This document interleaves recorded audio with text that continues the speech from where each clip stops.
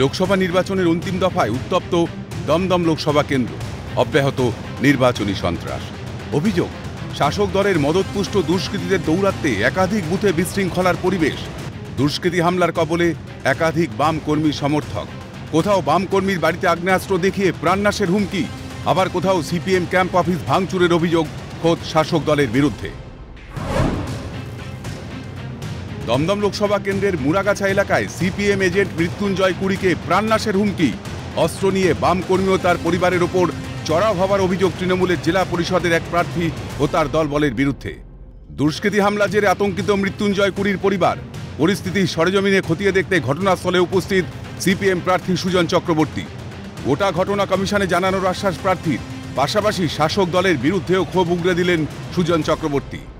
দোকানদারিতে যাচ্ছি, দোকানদারিতে যেতে হবে না, ভদ্রভাবে বাড়ি চলে যাও, নয়তো আর ছেলেরা বলবে আজ যাতে ঘরতে না বেরো, যদি ঘরতে গুলি করে দেবো, মার্ডার করে দেবো। হ্যাঁ, সোমা ঘোষের হন্ডা বান্ডা, এটা তৃণমূলের ছেলে। সিপিএম পার্টি গ্রাম পঞ্চায়েতের সময় এরকম আজকে 10 বছর ধরেও আমাকে এরকম ভাবে জ্বালাচ্ছে। হ্যাঁ, আমার পুরো ফ্যামিলিকে জ্বালাচ্ছে ও। হ্যাঁ, তারপরে বলেছে সোমা ঘোষ, হ্যাঁ, গুলি করে দেবে বলেছে ওকে। হ্যাঁ, জেলা পরিষদে দাঁড়া। এটাই তৃণমূল। এখানেও যিনি অভিযুক্ত তিনি জেলা পরিষদের মেম্বার, যেমন শিবু হাজরা জেলা পরিষদ মেম্বার, শাহজাহান জেলা পরিষদ মেম্বার, উত্তম সর্দার জেলা পরিষদ মেম্বার। প্রশাসনটা কোথায় যাচ্ছে? এখন বুথে বসুক, তারপর দেখা যাবে। নির্বাচন কমিশনের সাথে কথা বলবেন? নিশ্চয়ই বলবো, একদম।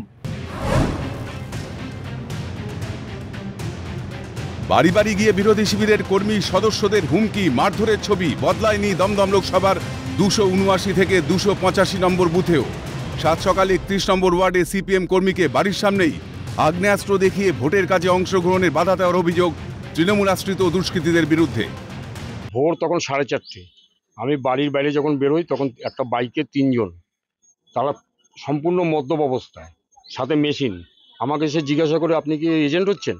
তখন আমি তাদের বলি আমি কৈফিয়ত দেবো কেন আপনাদের। ওপেন মেশিন নিয়ে তারা ভোরবেলার থেকে তাণ্ডব শুরু করে দিয়েছে।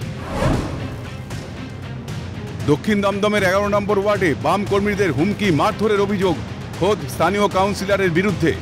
ভোট শুরুর আগেই ভেঙে দেওয়া হয় সিপিএম এর ক্যাম্প। গতকাল রাত থেকে 11 নম্বর ওয়ার্ড দক্ষিণ দমদম পৌরসভা এখানকার কাউন্সিলরের নেতৃত্বে আমাদের এজেন্টের উপর আইসি কে জানানো হয়, ইলেকশন কমিশনকে জানানো হয়, কিউআরটি কে জানানো হয়। তারা আসে, সারা রাত এই টানা পড়েন চলে। আজকে সকালবেলা সমস্ত এজেন্ট বুথে বুথে বসে, তারপরে শুরু হয় ক্যাম্পে।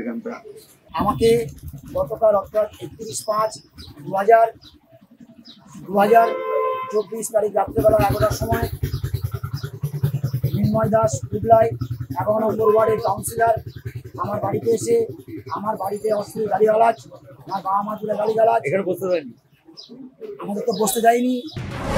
দুষ্কৃতী হামলা বেদিয়াপাড়ার 215-216 নম্বর বুথেও। বুথের বাইরে বামেদের ক্যাম্প ভেঙে দেওয়ার ঘটনায় অভিযোগের তীর স্থানীয় তৃণমূল কাউন্সিলর ও তার সাগরেদদের দিকেই। লোকসভা নির্বাচনের শেষ দফাতে উত্তপ্ত বঙ্গ, একাধিক জায়গায় বিক্ষিপ্ত অশান্তি। দুষ্কৃতী হামলার ঘটনায় সরগরম বঙ্গের রাজনীতি। কিন্তু বিক্ষোভ অশান্তির ঘটনার পরও দমদমের সুজন, সৌগত, শিলভদ্রের হাই ভোল্টেজ ভোট যুদ্ধের শেষ জবাব দেবে জনগণের রায়, তা বলাই বাহুল্য। ক্যামেরায় উদয় মণ্ডলের সঙ্গে শুভজিৎ দে, শান্তনু সাহা ও সমক লাহিড়ীর রিপোর্ট, ক্যালকাটা নিউজ।